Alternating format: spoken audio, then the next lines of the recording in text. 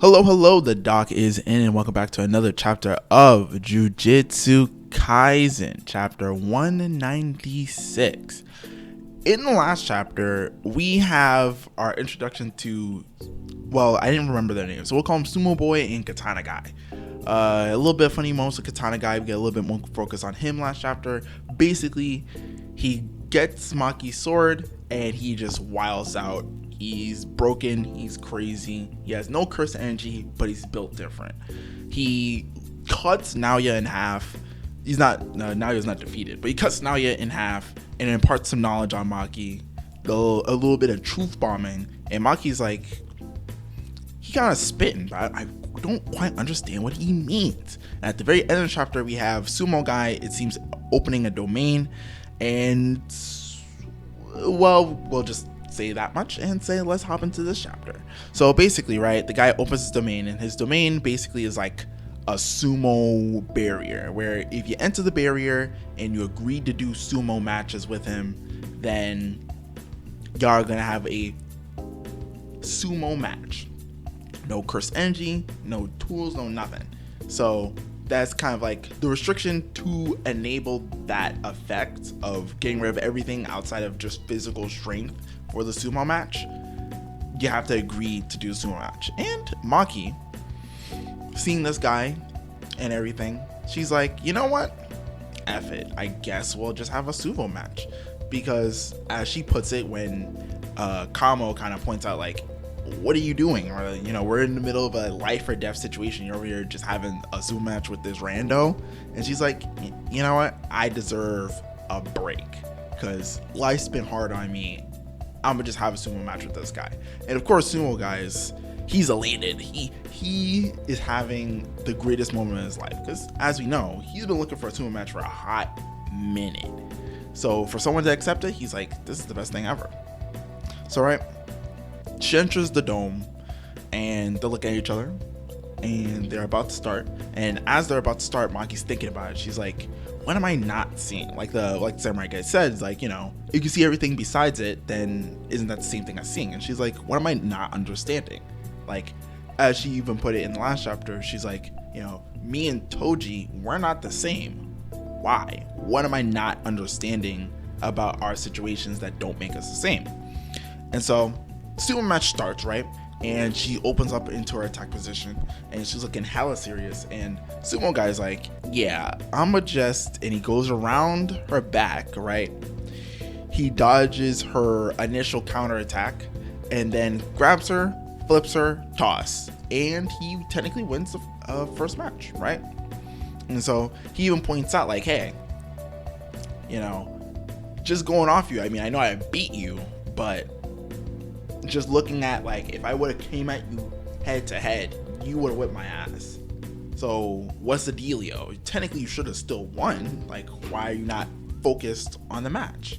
And he's kind of asking her, like, what are you thinking about? And as he says this, he's kind of thinking, she's like, man, I've never had like a teacher or nothing. And it's not like I didn't want a teacher. It's just like, it just doesn't feel like the circumstances were correct for me to have someone to like guide me and being a better jujitsu sorcerer, right?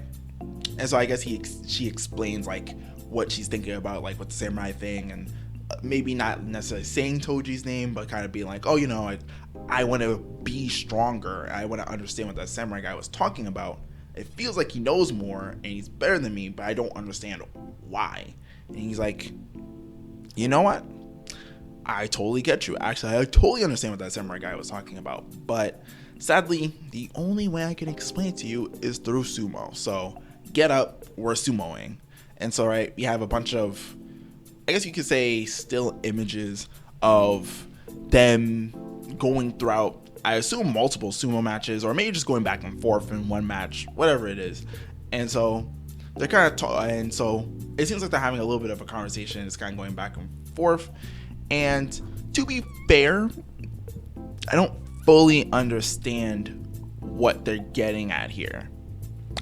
But I'm just going to skip over that. I'm going to go to the next part where he like really breaks it down. And so like the way he explains it is that it's like a flow. It's like when you enter the match, you need to gather the information about that person from the outside, not like detective work, but it's kind of like you feel them not just in the fight, but you feel them through everything outside of the ring that you're fighting in. The way it's kind of explained in this segment, I understood it as something similar to if you watch One Piece, read whatever One Piece, kind of like a voice of all things kind of situation, where it's kind of like, you know, you don't understand your opponent by analyzing them literally, but you understand them and everything around you because you kind of just feel it. Like, I guess you could say it's kind of like you're everything and nothing at the same time kind of thing. And as he's kind of like explaining it again, a more deep sounding intellectual way than what I just said, he kind of says that's what the samurai meant. You could say it's freedom. And so like I said, it's kind of like, you know, you're everything and nothing at the same time. Like, you are in tune with the universe, and the only way you can be truly in tune with it is to kind of like allow yourself to just let everything kind of flow in and out of you. And so after he says this, it seems like Maki kind of gets it, and she hits her sumo pose with the leg thing. They do the leg thing, and you know, sumo, you know, they do the leg thing, and they do like I don't even know what it's called, but they do the leg thing, and you have the geese flying behind her, which, if I remember properly, is a kind of nod towards Mai, kind of. I don't know if that necessarily means that she and Mai are connecting at this time, but it's pointed out, so whatever, right?